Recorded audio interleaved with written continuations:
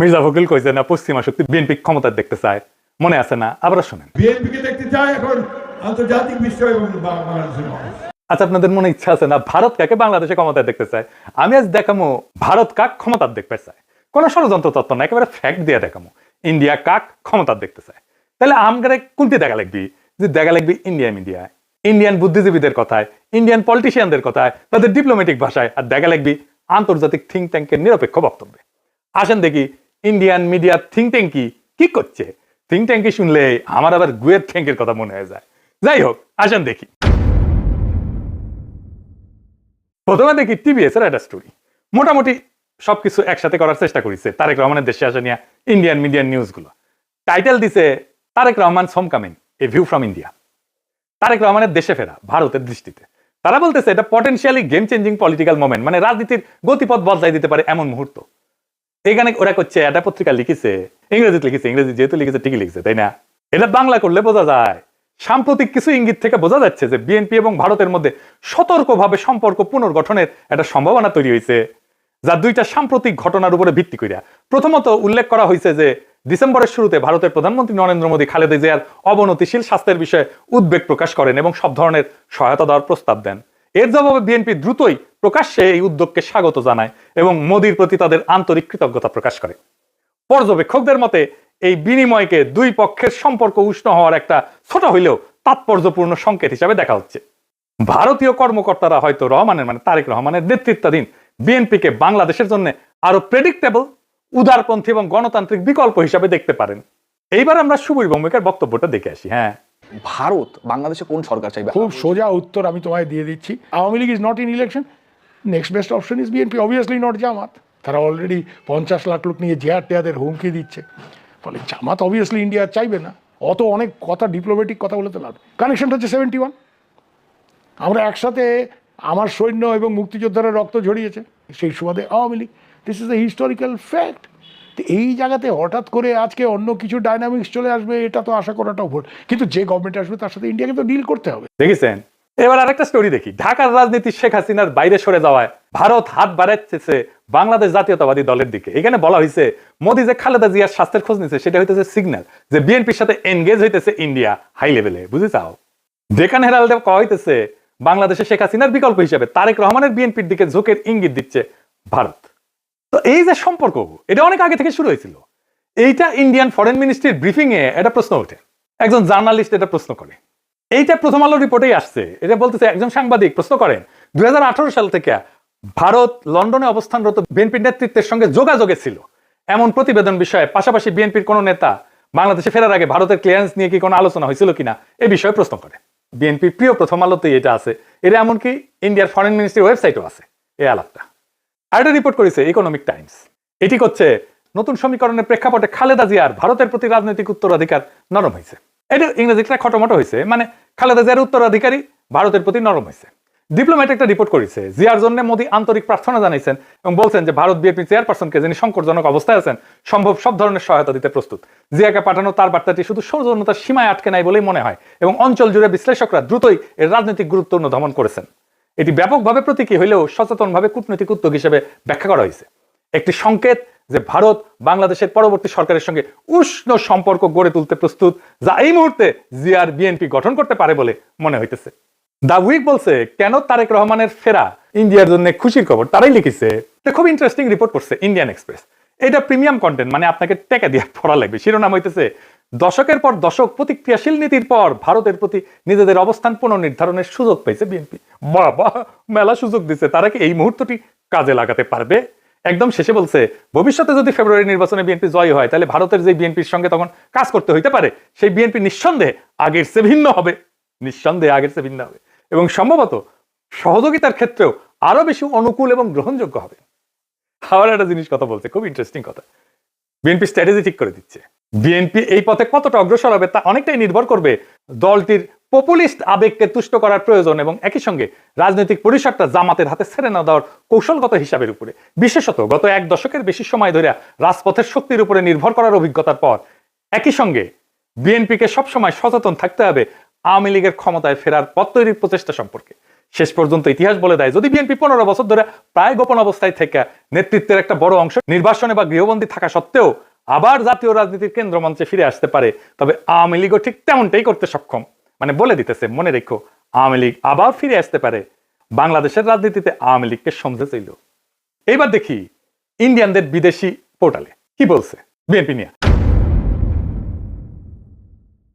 Eurasia বলতেছে, ইংরেজি যেহেতু কইছে ঠিকই গেছে তাই না, ভারত এবং বিএনপি উভয় উগ্র ইসলামপন্থী জামাত ইসলামীকে দূরে রাখার বিষয়ে আগ্রহী। এর লক্ষ্য হইল ভারত বাংলাদেশের সাথে ক্ষতিগ্রস্ত সম্পর্ক পুনর্গঠন করা এবং নিষিদ্ধ আওয়ামী লীগের রাজনৈতিক বৈধতা পুনঃপ্রতিষ্ঠার জন্য একটা সুযোগ সৃষ্টি করা। বুঝতে চাও? মানে আওয়ামী লীগকে আবার ফিরে আনার সুযোগ সৃষ্টি করার জন্য বিএনপির সাথে কাজ করবে ইন্ডিয়া। এবার দেখে আন্তর্জাতিক সংস্থার রিপোর্ট, ইন্টারন্যাশনাল ক্রাইসিস গ্রুপ, এটা একটা স্বাধীন অলাভজনক প্রতিষ্ঠান, আন্তর্জাতিক সংস্থা বলে বলা হয় আর কি। এটা নিরাপত্তা বিশ্লেষণ করে, রাজনৈতিক অস্থিতিশীলতা নিয়ে রিপোর্ট ছাপে, বিশ্বজোরে সংঘাত এটা নিয়ে রিপোর্ট ছাপে। তারা গবেষণা করে মাঠ পর্যায়ে তথ্য, কূটনৈতিক নেটওয়ার্ক, বিভিন্ন দেশের রাজনৈতিক পরিস্থিতি নিয়ে রিপোর্ট প্রকাশ করে। এবং এই ইন্টারন্যাশনাল ক্রাইসিস গ্রুপ ভারতের উপর নিয়মিত রিপোর্ট প্রকাশ করে, বিশেষ করে কাশ্মীর, দক্ষিণ এশিয়ার নিরাপত্তা, ভারত পাকিস্তান সম্পর্ক, মানবাধিকার এবং আভ্যন্তরীণ রাজনৈতিক উত্তেজনা নিয়ে। এরা লিখিচ্ছে এটিও মনে হয় যে বাংলাদেশের রাজনৈতিক শক্তিগুলোর মধ্যে এই দলটি ভারতীয় স্বার্থ এবং উদ্বেগকে সম্মান জানাতে সবচেয়ে বেশি আগ্রহী ও গ্রহণযোগ্য অবস্থানে রয়েছে। অতীতে দলটিকে প্রায় ভারত বিরোধী হিসেবে দেখা হইলেও সাম্প্রতিক সময় তারা নিজেদের অবস্থান সংযত করার উদ্যোগ নিচ্ছে, জামাতে ইসলামের সঙ্গে দূরত্ব সৃষ্টি করছে এবং আওয়ামী লীগ যে ধর্মনিরপেক্ষ রাজনৈতিক পরিসরটি আগে দখলে রেখেছিল তার একটি অংশ দখলের দিকে অগ্রসর হইতে বুঝছাও। আচ্ছা, এইবার আসেন বাংলাদেশের ভিতরে ইন্ডিয়ান ইন্টারেস্ট কি বলে সেটা দেখি। বাংলাদেশে কারা ভারতের স্বার্থ রক্ষাকারী? বাংলাদেশের দুইটা পত্রিকা মূলত ভারতের স্বার্থ রক্ষাকারী, বন্দের আলো আর দিল্লি স্টার। এরা এখন তো বিএনপির ক্ষমতা আসার কথা বলতেছে, বিএনপির গুণগান এমন ভাবে গাইতেছে যে মনে হইতেছে এটার মালিক এখন বিএনপি। এরা যাকে ক্ষমতায় দেখতে চাইবে মনে রাখবেন ইন্ডিয়া তাদের ক্ষমতায় দেখতে চাইতেছে। আপনারা দেখবেন প্রথম আলো, দিল্লি স্টার ক্রমাগত বিএনপির নেতাদের, বুদ্ধিজীবীদের লেখা ছাপতেছে। আপনি দেখতে থাকবেন, এরপরে শুরু হবে যারা এতদিন আওয়ামী লীগের পক্ষে লিখতো, সোহরাব হোসেন, টোহরাব হোসেন ইত্যাদি। মিজানুর রহমান তো মারা গেছে, সে থাকলে আর সেও লেখা শুরু করতো। তারা প্রথম আলোতে বিএনপির পক্ষে লিখতো। তাই প্রথম আলো, ডেইলি স্টার ভারতের রাজনৈতিক অবস্থানের এটা লিটমাস টেস্ট। জানো তো লিটমাস টেস্ট এটা কেমিস্ট্রির কথা, ক্ষার আর অম্ল চেনে আর কি, এটা কাগজ দিয়া। তাহলে এখন মনে হইতেছে প্রথম আলো, দিল্লি স্টার বাংলাদেশে থাকাই উচিত। এত সহজে ইন্ডিয়ার অন্দর মহলের খবর আমরা কিভাবে পাবো? ওদের কাছ থেকে যেটা পাবো সেটাই বুঝে নেবো এটা ইন্ডিয়ান খবর। আপনি দেখেন 2025 নিয়ে একটা ছবি আঁকছে প্রথম আলো। এর মধ্যে প্রথম আলো, ডেইলি স্টারে আগুন নিয়ে তো কান্নাকাটি আছে, কিন্তু সবচেয়ে উজ্জ্বল ছবিটা তারেক রহমানের। উনি ভার্চুয়াল থেকে রিয়েল হইতেছেন আর যাইতেছেন উড়িয়া ভোটের বাক্সের দিকে। পিছে তারেক রহমানের বিড়ালের ছবিও আছে। প্রফেসর ইউনূসের পাশে গরিলা দুর্মুষ পেটা করিচ্ছে, কিন্তু হাসিনার ছবিটা দাদির মতো নির্মল, কত ভালো মানুষ। এই যে প্রথম আলো, ডেইলি স্টার, এইটা যে আওয়ামী বাকশালী ইন্ডিয়ান অ্যাসেট, কোনো সন্দেহ আছে এখন? এর মধ্যে খালেদা জিয়ার প্রতি সম্মান জানাইতে ঢাকা এসেছিলেন ইন্ডিয়ার পররাষ্ট্রমন্ত্রী জয়শঙ্কর। সে অন্তর্বর্তীকালীন সরকার এবং বিএনপির কয়েকজন শীর্ষ ব্যক্তির সাথে কথা বলছেন। কি ছিল তার চাওয়া? 1 নাম্বার, দুই দেশের সম্পর্কের মধ্যে যে উত্তেজনা সৃষ্টি হয়েছে তা হ্রাস করতে হবে। 2 নাম্বার, আসন্ন ছিল তার চাওয়া। 1 নাম্বার, দুই দেশের সম্পর্কের মধ্যে যে উত্তেজনা সৃষ্টি হয়েছে তা হ্রাস করতে হবে। 2 নাম্বার, আসন্ন জাতীয় সংসদ নির্বাচনে আওয়ামী লীগকে অংশগ্রহণের সুযোগ দিতে হবে। কি আবদার! 3 নাম্বার, আওয়ামী লীগকে নির্বাচনে অংশগ্রহণের সুযোগ দেওয়ার জন্য প্রয়োজনে 12 ফেব্রুয়ারি নির্ধারিত জাতীয় নির্বাচনের তারিখ পিছাইতে হবে। এইটা প্রফেসর ইউনূস সরকারকে বলে গেছে। তারেক রহমানকে কি বলছে আমি জানি না, তবে অনুমান করি একই বার্তা দিছে। এই বার্তা কার জন্য? এই বার্তা অন্তর্বর্তী সরকারের জন্য এবং তাদের চোখে যারা ভবিষ্যৎ ক্ষমতা তাদের জন্য, তাদের সাথেই কথা বলছে। এখন একটা জিনিস পরিষ্কার করে বলা দরকার, বিএনপি এখানে কোনো সুজেন ফোর্স না ইন্ডিয়ার জন্য। তাকে যে পছন্দ করা হইতেছে তা কিন্তু না। বিএনপি এখানে কম্প্রোমাইজড একটা, তার মানে এমন একটা শক্তিতে সে রূপান্তরিত হয়েছে যারা আসলে ভারতের সাথে একটা কম্প্রোমাইজ করছে। ভারত বিএনপিকে চায় কারণ বিএনপি আদর্শিকভাবে শক্ত না, কাঠামোগতভাবে দুর্বল। যেই দল 15 বছর টিকে ছিল নির্বাসনে, মামলা, হামলা, গ্রেপ্তার, গুনখুনে, আন্তর্জাতিক সহানুভূতিতে, আমাদের মতো ইন্ডিভিজুয়াল অ্যাক্টিভিস্টদের মোরাল সাপোর্টে এবং অ্যাক্টিভিটিতে, সে দল জানে ক্ষমতায় ফেরার জন্য কোথায় নতি স্বীকার করতে হবে। সে তারেক রহমান জানে তার বাবাকে হত্যা করছে ভারত, সে জানে তার মাকে ক্ষমতাচ্যুত করছে ভারত, সে জানে তার নির্যাতনও করছে ভারত, মাজা ভেঙে দিছে ভারত, তার মাকে জেলে দিছে, ইন্ডিয়া তিলে তিলে তাকে মৃত্যুর দিকে ঠেলে দিছে। আর এটাও সে জানে সে না পারছে এটা ঠেকাইতে, না পারছে নিজেকে রক্ষা করতে। তাই এই কম্প্রোমাইজ তার শক্তি না, এটাই তার দর কষাকষির পুঁজি। দিল্লির চোখে বিএনপি মানে এমন একটা দল যাকে ম্যানেজ করা যায়, নেগোশিয়েট করা যায় যার সাথে, এবং প্রয়োজনে তাকে বদলায় ফেলা যায়।